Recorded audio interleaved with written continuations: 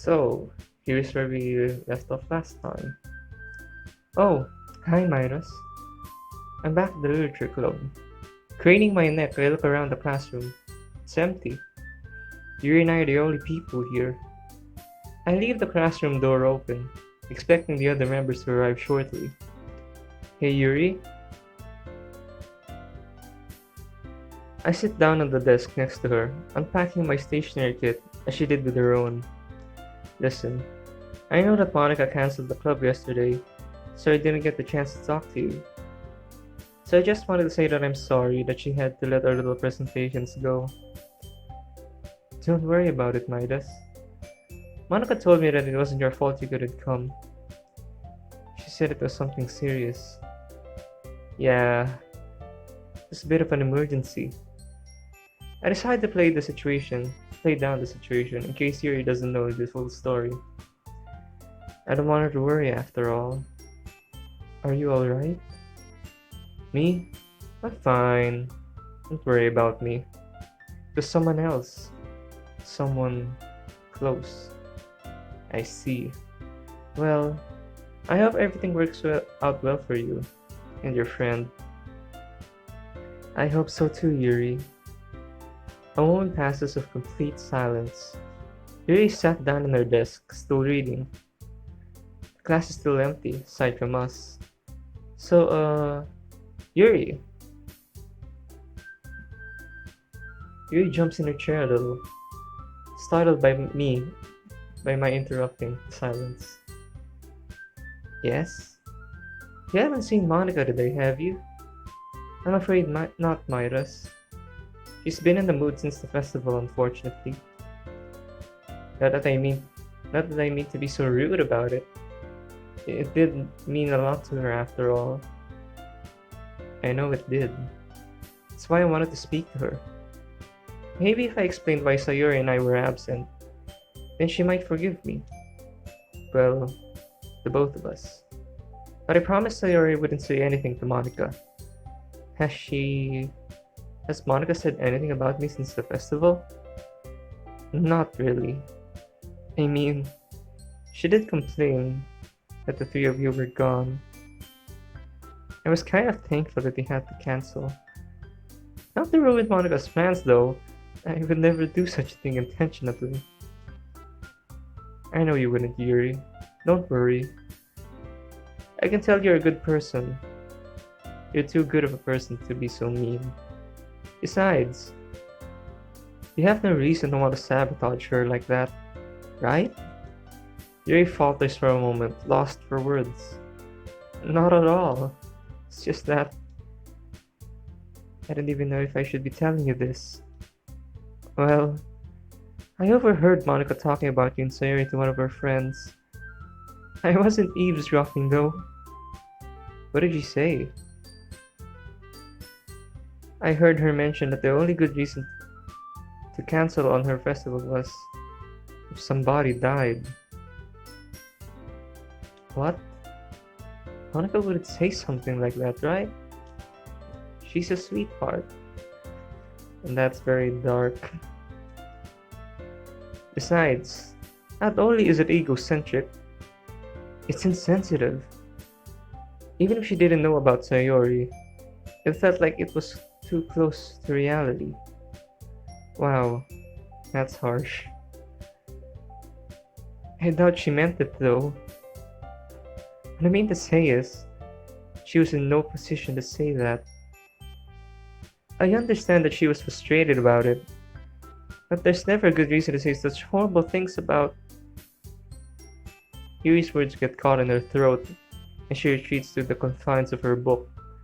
I turn and see Monica standing in the doorway, giving Yuri an intense glare. Oh no. Oh no. She doesn't dare to meet Monica's gaze, instead concentrating on the portrait of Markov. Oh no. I wish I could do the same. I swallow.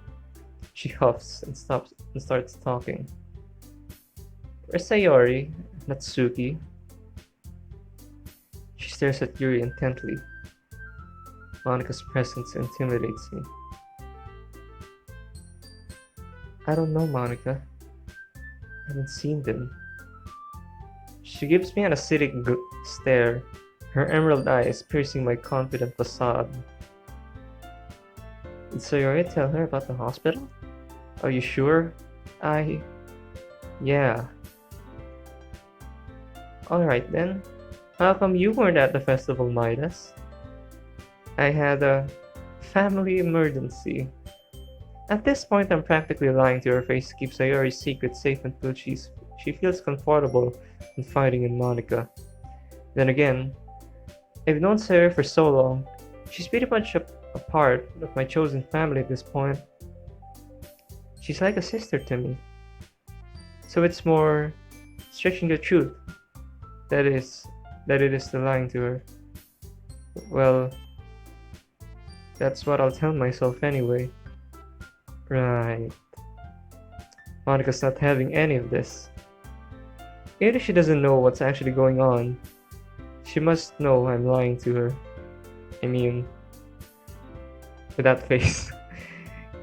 She's scary and mad. But for Sayori's sake, I have to keep face for her. I can't betray her trust.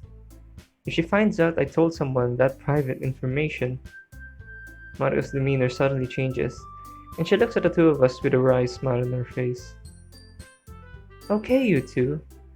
Since we're the only ones here, I've decided we're going to have to cancel today's meeting.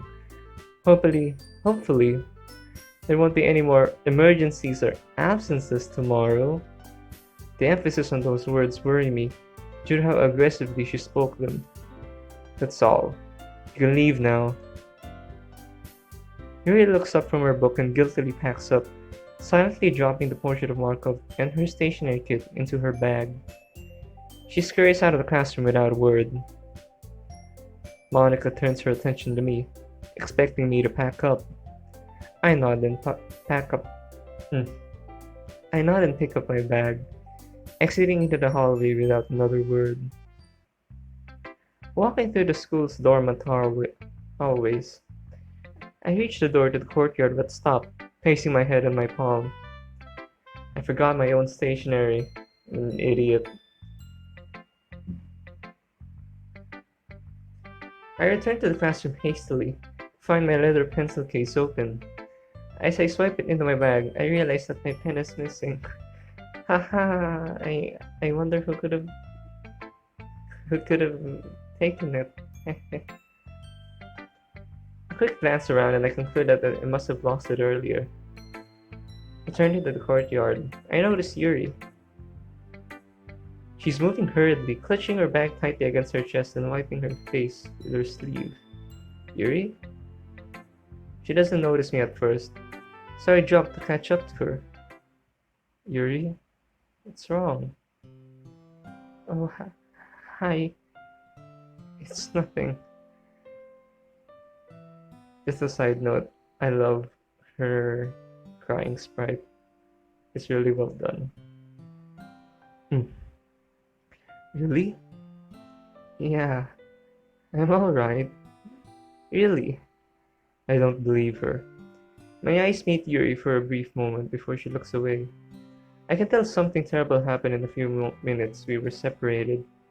But what could have brought her to this state? I take hold of her shoulder to try and slow her down, so she can face me. She jumps, but complies as she comes to a halt at the school's entrance. Yuri, whatever's on your mind, you can tell me. I'm your friend after all.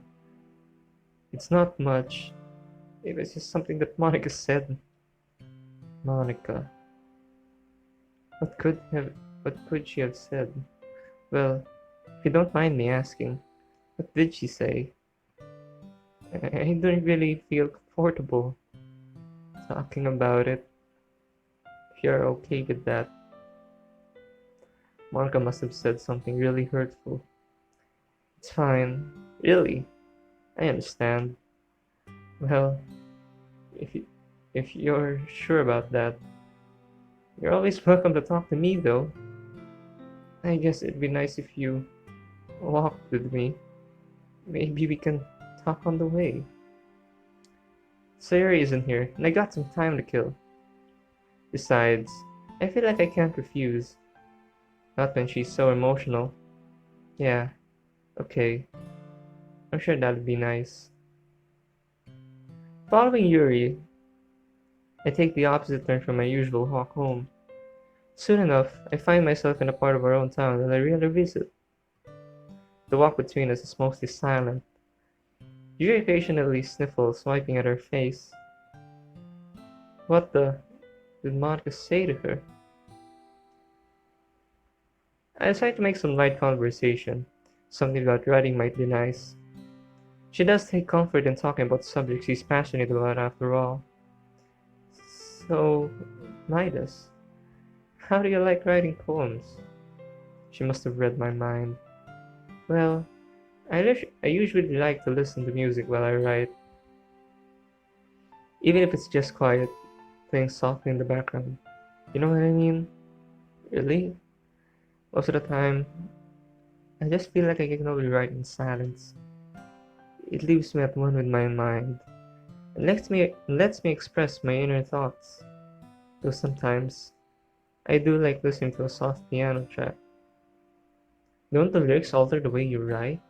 Well, yeah, but I guess that's what I'm looking for, most of the time anyway. I like for the mood of the music to affect the way I write, really. Music can really change your mood when you work, and I do agree with NC.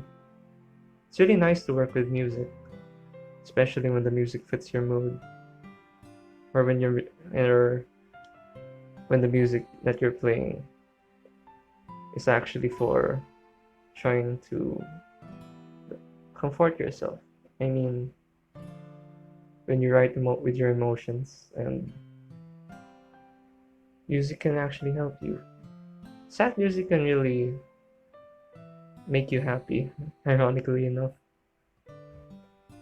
Just as a, just a side note.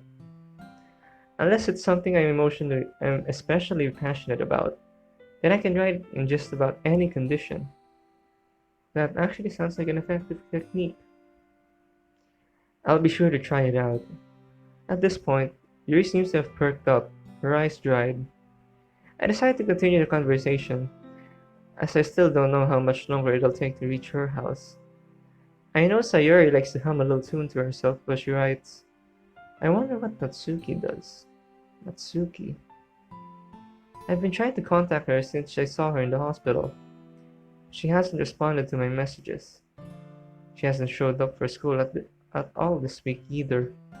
God, what could have happened? Was it really her father? I don't want to believe it, but the pieces fit together. And the music stops. You know something's about to happen.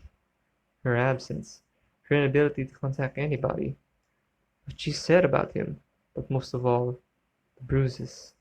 I bite my lip as I feel my breathing growing heavy, and my blood reaching a boiling point. If I find out that she laid a finger on her, I'll. So I'll be honest, I don't disrespect her or anything. Yuri's words derail my train of thought. Natsuki's poems are just a little too simple for my liking. I suppose they lack a certain edge. I spaced out again. Yeah. Speaking of Natsuki, however, I think we just passed her house then. Wait, what? Which one? Yuri looks at me, a little surprised by my emergency. Regardless, she points out the house to me. It's that house, if I recall correctly. Right, thanks for that. Why do you need to know? I don't really want to worry Yuri about Natsuki. Well, I guess I just wanted to. Right. The rest of the journey is made in silence. I worry that Yuri got the wrong impression, but there's not much I can do. Eventually, we arrive, signaling her wave goodbye.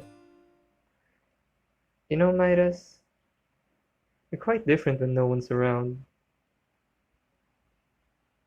Oh no. Oh no, the music, her eyes. Oh no. But it's just the two of us. Yuri falls silent for a moment, lost in thought. She has the crazy eyes. Listen, I'd love to stay and talk. I really would, but I. Oh, it's fine. You get it. You have places to be. Her head darts towards the direction of Natsuki's house for a moment. It's fine. I've got some writing to do anyway. She turns and starts to walk to the door. No, please, don't get the wrong idea, Yuri. I'm not really. It's fine, Midas. I can take a hint. I'll see you tomorrow. She's crying again. Before I can finish my explanation, she already entered her house. I feel terrible, knowing that Yuri probably blames herself for my rejection, but I leave quickly regardless. As I turn to the corner and approach Natsuki's house, my attention is directed upwards. On the second floor of a balcony, a large, heavily built man leans against the railing, smoking a cigarette. Is that her dad? Jesus Christ! He's on the phone, and I can't help but overhear his conversation. The man mutters something about having business to attend to, but promises to be wherever the call wants within the hour. My stomach sinks. Business? If he means what I think he does. Backtracking Yuri's route, I make my way back to the school, then to my house from there. Fumbling with my keys, I unlock the door. There's no music. The situation is rising. I enter my bedroom and hurriedly get changed out of my uniform and into some dark clothing. We're gonna ninja our way to her house.